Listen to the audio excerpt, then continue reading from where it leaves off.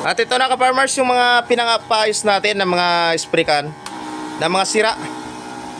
Yan na, gumagana lahat. Hello mga ka-farmers, mayroon ba kayong mga sprayer na sira sa inyong bahay tapos hindi nyo na nagagamit kasi hindi na umaandar? Well, sa video na to ay papakita ko sa inyo kung paano inayos itong may spray can na to na sira na at magamit ulit nang hindi man lang tayo gumastos. Wala kailangan palitan, wala kailangan bilhin, kundi mayroong mga kunting problema lang doon sa loob. Isa-isahin ko yung problema nito ay hindi umiikot yung kanyang motor sa loob. Ito yung pangalawa, ang problema nito ay nasira yung kanyang switch. Itong pangatlo at pangapat, pareho silang natanggal lang yung kanilang mga nakasurda. At yan, kaya kung gusto nyong malaman paano ito at pwede nyong subukan kahit sa inyong bahay, pwede nyong itry sa inyong bahay na ayusin yung mga sira nyong spray can at magagamit nyo na ulit na parang bago. Okay, simulan natin. Ito ipayos natin kasi hindi siya mag-charge ng maayos. Ngayon, ito yung bili ko nito nasa 1,800. Ito ang bili ko nasa 2,000 plus. 2,000. Tapos ito bigay naman niya ng Department of Agriculture.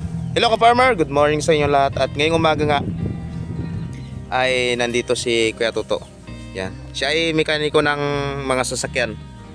At ngayon, sinubukan niyang ayusin itong ating pang-spray. Ito lang itong last na gamit ko nung in-spray ko doon sa kakalamansian. Habang nag-spray ako, malakas pa yung charge niya. Biglang may tumunog lang. Tapos hindi na umandar. At mga dalawang linggo na, ito yung kanyang light, kahit naka-switch off yung light niya, nagliliwanag lang. Ngayon, hindi na siya umaandar ng ganyan. Pero ngayon, okay na.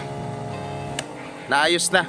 Kaya yung naging problema niya dito lang pala sa loob na tanggal dito yung nakasurda.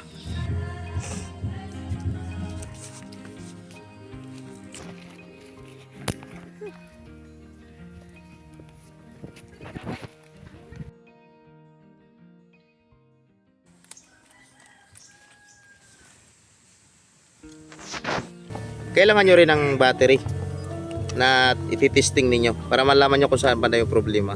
Ito ay battery lang ng motor.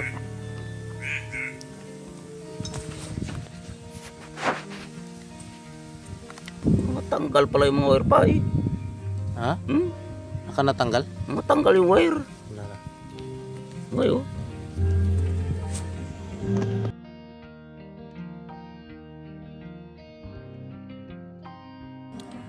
Hindi ka maganda ito. Matanggal yung wire. Ito yung ano. Nakasurda yan, Pai. Natanggal sa pagkasurda niya. Uy. Ito.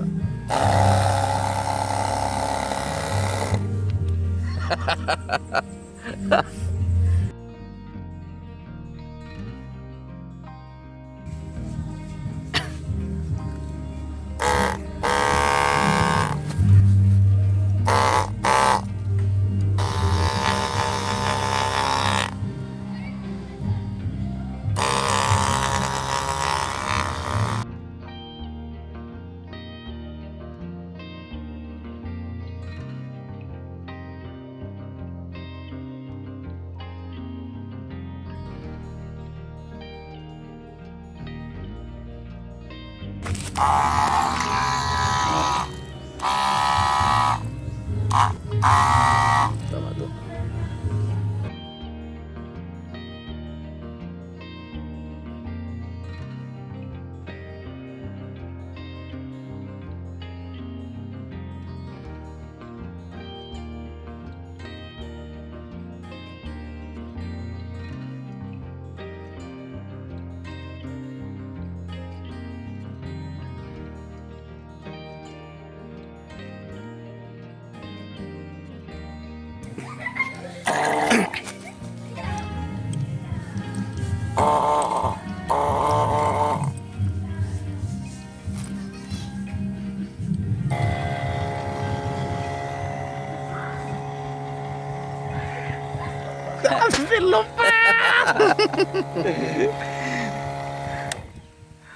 Ay, salamat, Pai.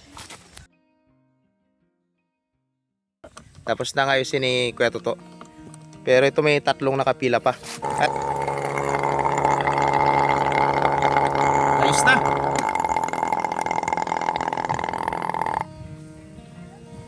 Good. One down. Next. Palawa na yung inayos ni Kuya Toto.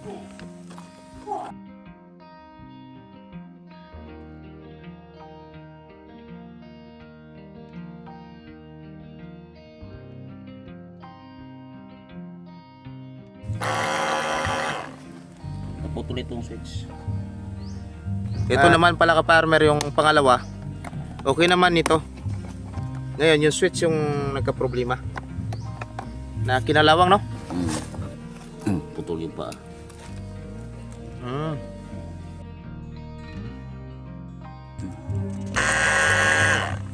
Ayan. Napundi na pala sa loob, kinalawang. Kaya ang gagawin ay direct na lang. Ida-direct na lang, hindi na dadaan dito sa switch. Hindi dudugtong na lang.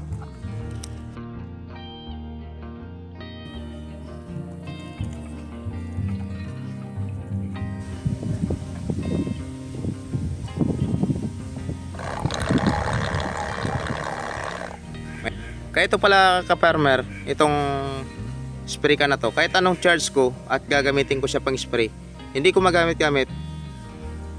Kasi nga may charge siya, ang problema lang, kahit i-switch on mo ito, hindi nagagana kasi nagpaiwalay na nga yung wire na nandito. Baka may ganyan din kayong experience dyan sa inyong mga electric sprayer. Subukan nyo ring baklasin. Ang dami kong isurikan dito, no? Puro na marangga. Ayan na, ito okay na. Nagamot na. Nasa pangatlong spray ka na tayo.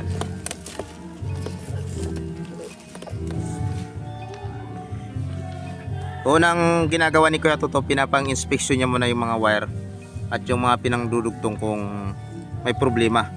Pag wala, tatanggalin niya na to yung yan, nakabuhol-buhol na yan.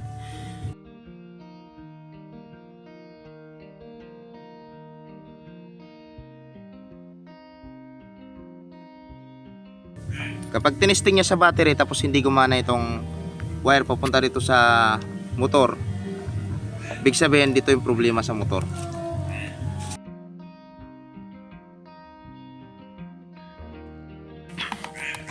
Yan, binabaklas niya na yung mga wirings.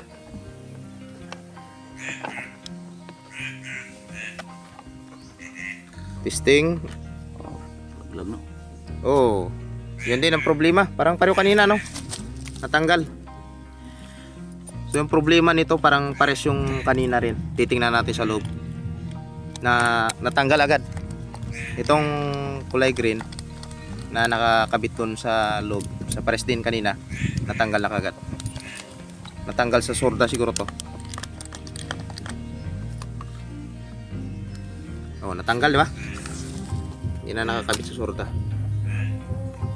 So dalawang spray ka natin, parehas yung problema. Natanggal lang dito sa sorda na yan.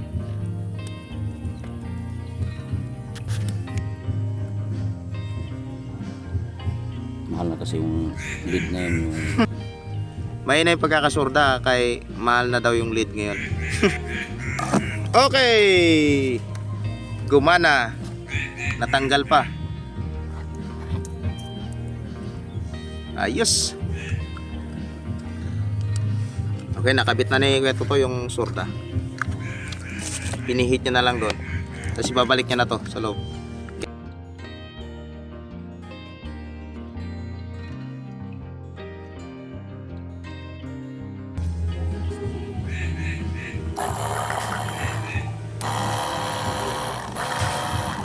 Okay.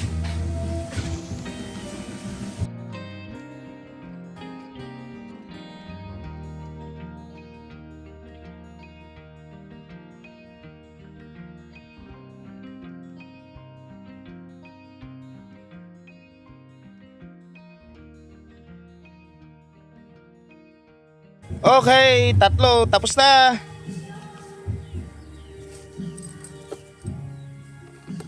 At magmerienda muna kami ni Kuya Toto. May tinapay at may juice. At nandito na tayo, pang-apat na pasyente. Yan, ito tapos na. Ito naman yung kanyang issue ay pag i-switch on mo siya, okay naman, nagla-light. Problema, hindi siya umandar. Hawakan mo. Nagainit? Ano ibig sabihin yan? Mainit oh, hawakan mo.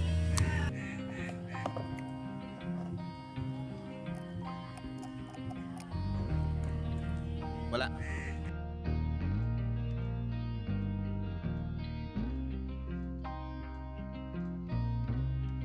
Ang paklas.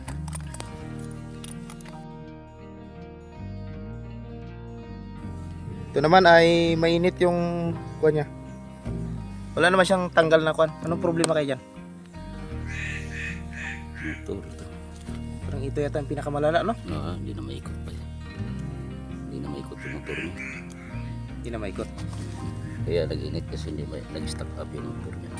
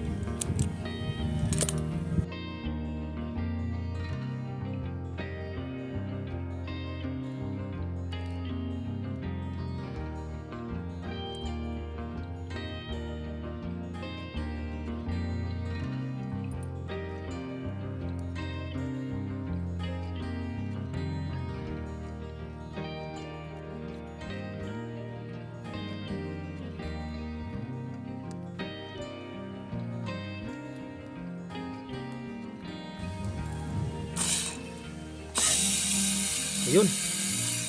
Mikot na. May stuck up lang siya. Ito naman yung naging kaso nito, ka-farmer, ay hindi na umikot yung ano nyo sa loob. Yan. Tumigas na siya, no? Kaya umiinit siya kasi hindi siya makaikot. Pero testing, okay na.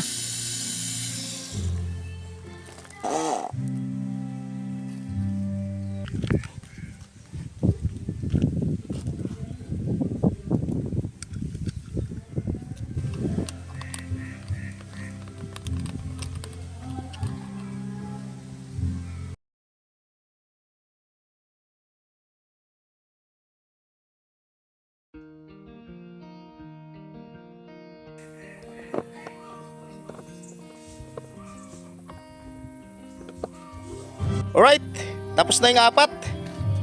Itong dalawa. Tapos yung isa, yung dalawa doon naka-charge na. Na-full charge na natin yung kulay blue. Indicator niya kulay green. Full charge na yan. Bunutin natin. Fully charged na rin, ka-farmer, itong kulay orange. Tanggalin na rin natin.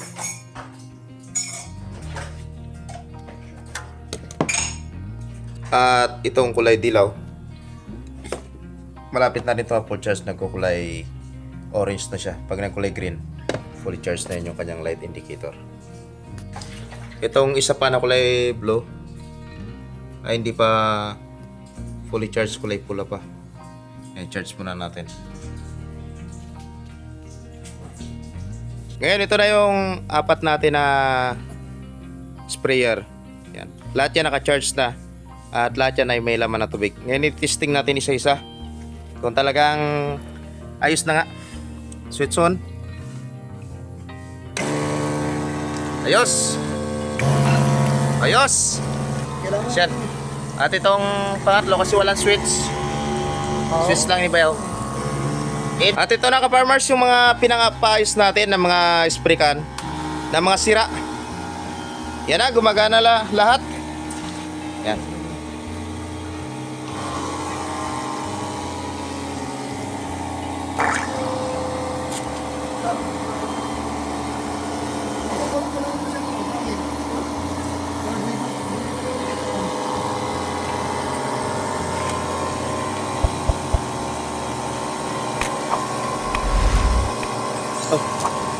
Yeah. Ayun ka-farmer, natapos na natin sting. Pumpatayin na natin.